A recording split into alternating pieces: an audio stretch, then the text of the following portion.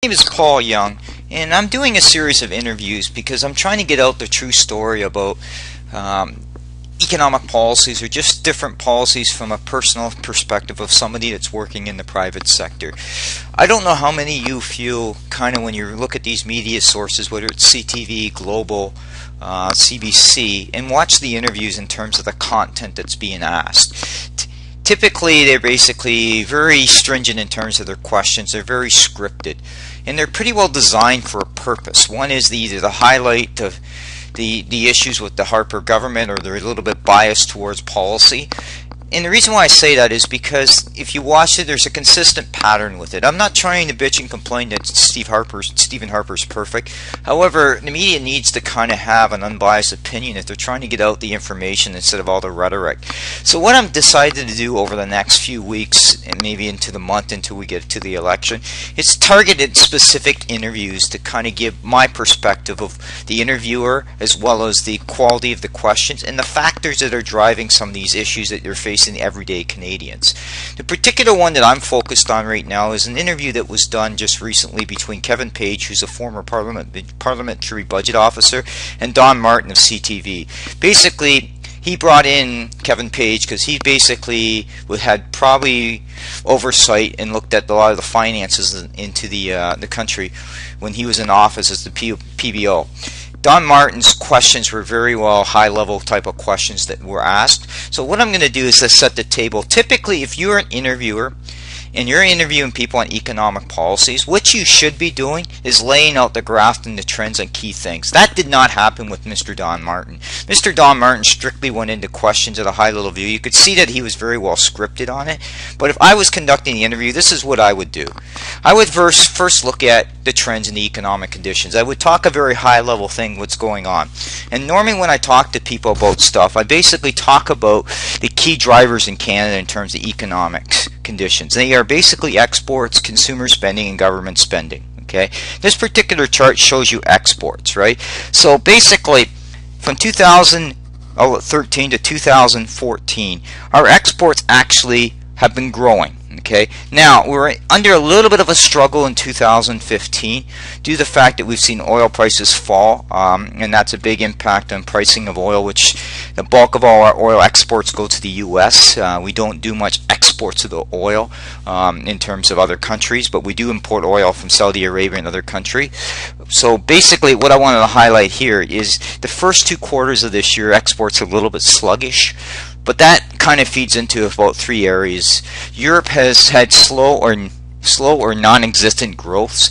So even though you might not see many economies in Europe in a recession, like they're really down to like 1% or a half a point, which basically is slow growth. They're not really going like gangbusters, and that's France. That's basically Italy. You're seeing Germany seems to be a bit stronger, but their economy's a lot more differently. They put more emphasis on apprenticeships and more advanced manufacturing. They've done a great job of modernizing things in terms of productivity, so they've kind of the champions there. But yes, across Europe you're seeing improvements in UK, but again, the marginal improvement is not gangbusters. So even though Canada struggled with 2 successive quarters likely of recession, it's been impacted by slow growth in other countries, which would drive down exports. So I've estimated this year that we will hit about 527 billion in exports, up about 1%. I've just basically looked at some of the trends and looked at what I think in terms of the U.S. economy. Since the U.S. economy is scheduled to pick up in the later part of this year, I estimate that the exports will actually go up into that area marginally to basically offset that. I also suspect China, which has a significant amount of cash reserves, they will look at different ways to kind of support the economy, so that will also impact on exports as well. Let's talk about key players of exports. As I said, Canada's bulk of most of all its shipments of exports go to 3 particular countries. They're China, Europe, and the USA. And let's take a step back there. People will complain that we only deal with those ones. Those 3 areas are about 60% of the GDP in the world. So Canada's not the only one that's going to be impacted. If there anybody else is exporting to these countries, they're all going to be impacted by slower than normal growth. The US is the only one that seems to be able to pick up a bit, but Europe probably still going to see sluggish growth this year and likely into next year. Let's talk about manufacturing sales. This is another area that never gets a lot of attention other than people bitch and complain about it. So in this particular chart, what I've done is I've looked at the trend lines from December 2014 to June 2015. So basically I've averaged it for the year. So our average for the year is about 50 billion basically, and I compared that to the average for 2014. So we are down about 1.4 billion in that. But if you factor out petroleum and coal products, which is the refining side, that's the bulk of the decrease. Where we picked it up, a lot of it, and this is where it's not discussed, is transportation, food management, food manufacturing, forestry. So a lot of those sectors are key. Transportation is not just making automotive products. We actually make rail cars here. We actually have a solid company in Manitoba that's making buses. So transit systems, because there's a commitment from governments to invest in transit systems as part of their budgets and roads. That's driving a lot of the transportation stuff, and along with aerospace seems to be picking up a bit more, and that's helping areas like Quebec, Ontario, and BC, which are strong in aerospace. That's helping. Forestry starting to rebound as well, because housing starts in the US are kind of picking up to where they were pre-recession. The U.S., as most of you are aware, the U.S. went through a huge deflation, or basically a huge drop in value of housing because of the overbuilt and the issues with the housing market. That basically is almost taking a decade to fix. There's still issues with it, but you're starting to see housing starts to pick up, which is another strong indicator that the economy is not as bad as you would think. Let's talk about overall GDP growth. Now, we've seen negative trends, but the good thing about this is basically the government's still predicting that they're going to hit 1.2%. When they did their actual budget, they were actually projecting at 2%. So they're off a little bit. So yes, there's going to be pressure on the revenues as well as the expense line, but there's no indication just yet whether or not they're going to be in deficit position by the end of the year. Now, one other thing I want to highlight here, a lot of touch gets to oil and gas, and you're going to hear the CTV, and Don Martin's particularly bad at this. They basically all talk about Harper's only focus has been on energy. That's not necessarily true. Energy is a key point, like the oil sands itself in general. Direct oil production is about 2% of GDP, which is roughly about $40 billion in GDP growth. But that's not the only thing Stephen Harper is focused on. You'll never hear media talk about funds. You'll never hear how Stephen Harper went to Pratt & Whitney late last year and helped work with them on their next generation of engines. You never hear Stephen Harper's gone to Toyota or Ford or other plants to help provide some capital for a part of the innovation funds to modernization. You won't hear about his next generation forestry funds, which the forestry industry is looking at more sustainable techniques and looking at products and expansions as part of the exports. You'll never hear that because the media doesn't ever talk about these programs, but they exist and they've been beneficial to helping things. And as I mentioned to you on the manufacturing sales side, you're seeing uptick in 3 or 4 areas. Those areas are driven by a lot of things that's happening in the US, but also Harper's focused on those areas have helped make them more competitive despite factors outside his control. And I hate to cry over spilt milk, but the reality is if you've got provinces like Ontario that decide that they want to bring in bad policies, whether it's an Ontario registered pension plan, a price for carbon, or even hydro rates that they don't feel they want to control, that's impacting competitiveness for manufacturing. And despite what Thomas Mulcair says, unless Ontario and these provinces start getting together and realize it's the private sector that drives social programs, the better off they're going to be. So there's only so much a federal government can do in terms of policies that they can control in terms of monetary. And you need to kind of think of that into perspective. Let's talk about housing starts quickly. Housing starts basically are looking like they're probably going to average about maybe 195 to 200 starts this year. That's consistent to where we've been in the last few years, so there's no indication we're seeing a slowdown in housing. But if you look at the US, this is the big thing. Like you look at the US, a low in 2012, they were at 682,000 units. They're now doubled that now. And guess who's a big importer of wood? Soft lumber, the US. So isn't there a good tendency to see that maybe possibly that we'll see a bigger pickup in exports of manufacturing wood to those areas, which that is again isn't really discussed. Consumer spending, which is another area that's critical in terms of driving everything. This tells people how much money they're spending on buying ticket items. Interest rates have helped this, so that some people are looking at replacement of cars, buying houses and all that has helped. But it also drives everything from food to just everyday life that you're doing. This is where GST and other excise taxes come into play, is when we start talking about the supply chain in terms of the resale pricing. As you can see, we've had consistent growth since 2010. Overall, we've had like 439 billion in basically retail sales across Canada, but we're seeing a consistent growth pattern of about 3.5% per year. Now, it's on target this year to be probably close to about 2%, maybe 2.5%. So it'll be down a little bit, but it's still growing. And that's another sign too. If you're seeing consumer spending, that means people aren't hoarding money. And if they're hoarding money, they won't likely put it into the economy. Capital investment, this is an area that comes up too as well.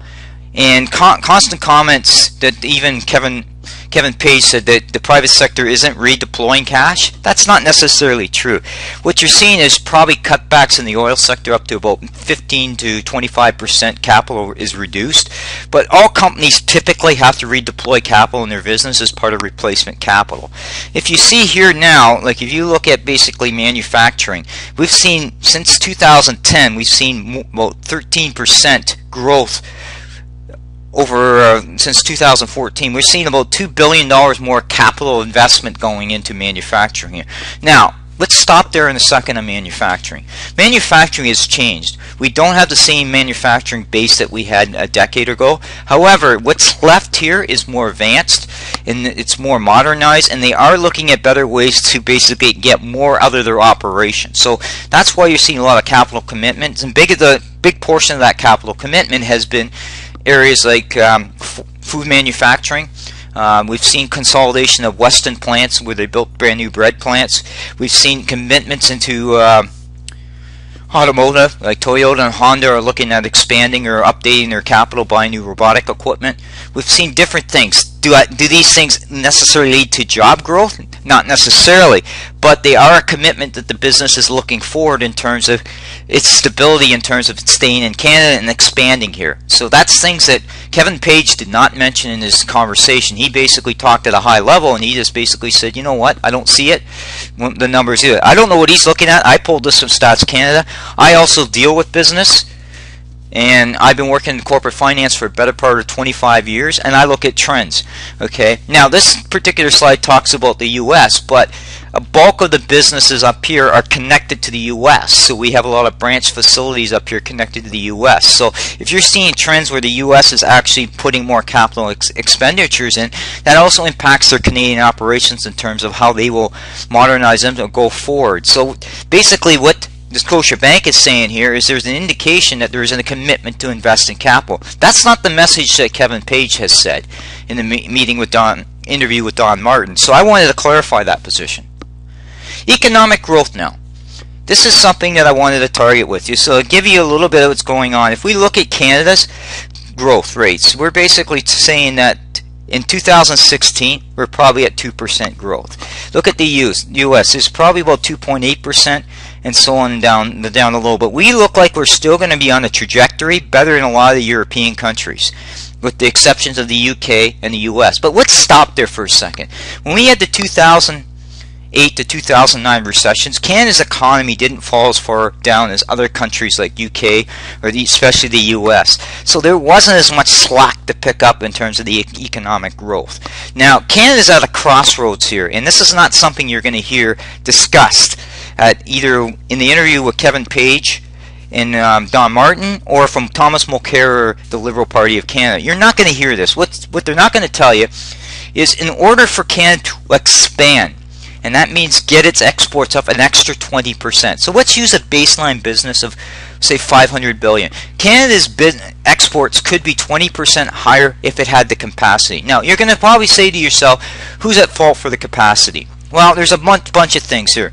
We've got stringent regulatory processes, and we've got things that are holding up pipeline expansion that people are putting up there. Well, I don't want it to go through my area. That's restricting Canada's ability to get oil to export markets. That's one thing. Second thing is, we've got considerable issues with port expansions. Vancouver is landlocked. There's not much more you can do to Vancouver.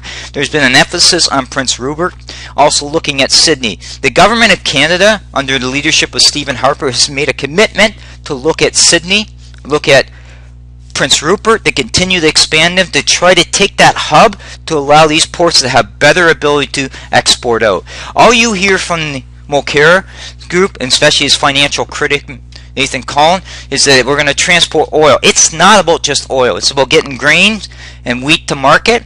It's about getting transportation equipment to market, and machinery and equipment, because 44% of all exports are finished goods. But you don't hear that about the opposition party.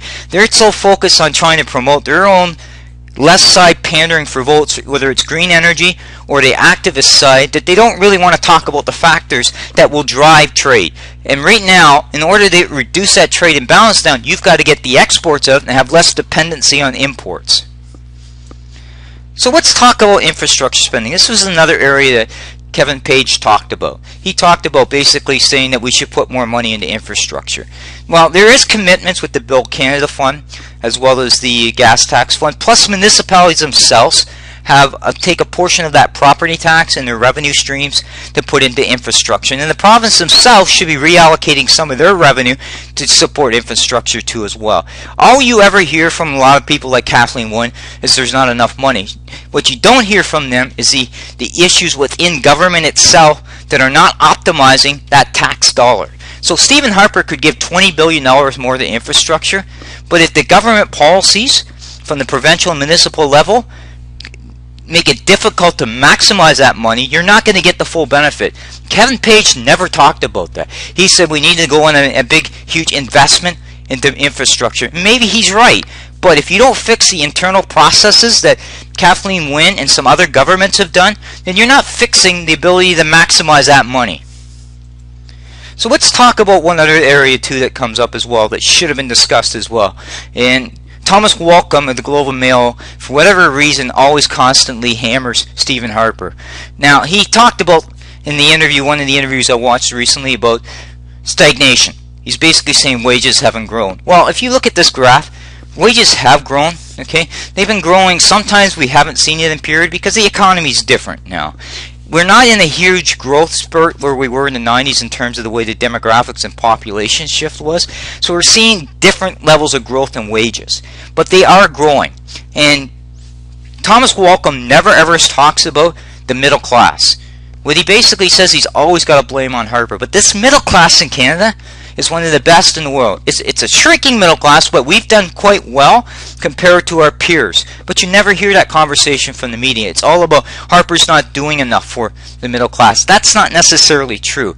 What people need to do is go out and read and watch some YouTube videos, whether it's with CNN or whether it's with other people that are envious of basically Canada's middle class. Even the Democratic candidate for the next presidential office, Hillary Clinton, bragged about how much she wanted basically Canada to be like the U.S. to be like Canada. But you never hear that from Mulcair and Trudeau. Why? Because they can't run on what's being successful. They have to try to paint the picture he's not doing enough. So let me tell you a little bit about Kevin Page. Okay, so this kind of sets the pretenses of the interview. He brought in because he was a government oversight person on the budget cycle. He's an economist. Okay, nothing wrong with economists, but I can tell you right now, if I put 20 economists in the room, you'll get 20 different answers. Okay, his answer is based on his view and perspective. I'm an accountant. I'm a certified general accountant, certified public accountant. I don't just look at macro or micro indicators. I also look at competitive pressures and pricing and all that. Economists typically, if you can't graph it, it doesn't exist. Accountants, we take some of their information, but we go beyond that. So what I do with everything is I look at economic conditions. I also look at how you can expand them and how you bring things up. I go way beyond just the core basis of economics about how do you make companies more competitive. Okay, because I've worked with companies day to day. Kevin Page has never worked day to day in the private sector in terms of supporting business and helping it compete. So he's making statements based on theory and conjecture. But if you really look at the Parliamentary Budget Office itself, yes, it's got a purpose, but sometimes they don't get things right. all the time. Now, I'll give you a good example. One of the big programs that the Parliament, Stephen Harper brought in, was a 15% reduction in EI for targeted small business. The parliamentary budget officer basically said that would only create less than 1,000 jobs. That's his perspective based on his modeling and assertions. The same group that has an economist of the Canadian Federation of Independent Business that works directly with business said it would create maybe 50,000 jobs. So who's right? It comes down to assertions and perspectives. What did they put in their model? What did they think was going to happen? Their assumptions. Assumptions can be tested, and they can also be compared to other assumptions. Would I say the Parliament Budget Office is always right? No. Would I say they're always wrong? No. But you got to take their opinion in relationship to other people's opinion and assess it that way. So let's talk about basically the way Don Martin had set this up. It was perfectly set up to hammer on key areas. Boutique tax programs, that's like fitness credits, just small little things that, you know, they're nice to have, but they don't do a huge benefit to the economy. He talked about GDP growth a little bit, but he didn't really go into specifics. He talked about capital expenditures both on the municipal level and as well as the business level. He talked about the deficit. And he basically only said is, you know what, he said it could be $1 billion differences, but it's too early to tell. So he wasn't committal on that, but you could see point blank the whole idea was to target things like capital expenditures at the municipality level, but he never did talk about the issues facing municipalities, like I said earlier, which are basically, I'll give you a good example. In Ontario's case, a lot of municipalities have basically OPP doing the public safety. Okay, so they basically have that cost for their public safety as part of their budget. What happens if the OPP decide I'm going to increase their cost by 8%? So let's say my budget for a municipality, I'll just say up in Chatsworth, has an OPP budget, and they're paying say $400,000 a year for OPP cost. Let's say OPP says, you know what, I'm going to charge you $32,000 more a year. Where's that coming from? Well, that's coming from your general revenue now, taken away for something else. So $32,000 could have went into roads and sewers, is now going to cover your public safety costs. Because the government of Ontario has not tried to control costs of those downloaded costs. What they've done is blame Harper that he's not doing enough. Kathleen Wynne has never tried to take on the arbitration process or look at pension reforms in terms of bringing that private sector wage growth down to make sure that it keeps inconsistent. It's not putting a lot of pressure on property tax or municipality dollars. She's not interested in that because those people vote for her. So what she's trying to do is deflect it. Always blame Harper because it's easy to do that. That was never discussed in this interview. And the reason why that is because Don Martin doesn't want to get into all policies. He just wants to talk high level. He only gave Kevin Page about 6 minutes to speak, and that's typically with the way Don Martin operates. He basically has it set up and designed a way so he keeps things very critical so that people, when they watch this interview, sit and kind of look at Harper's done nothing, and that's not necessarily true.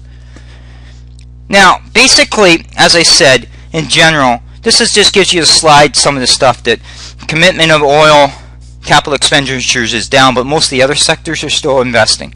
I talked about the Bill Canada Fund. What I didn't talk about, and I'll talk about a little bit here, and you're more than welcome to go out there, is go look at the Auditor General Report for Ontario and look at P3s.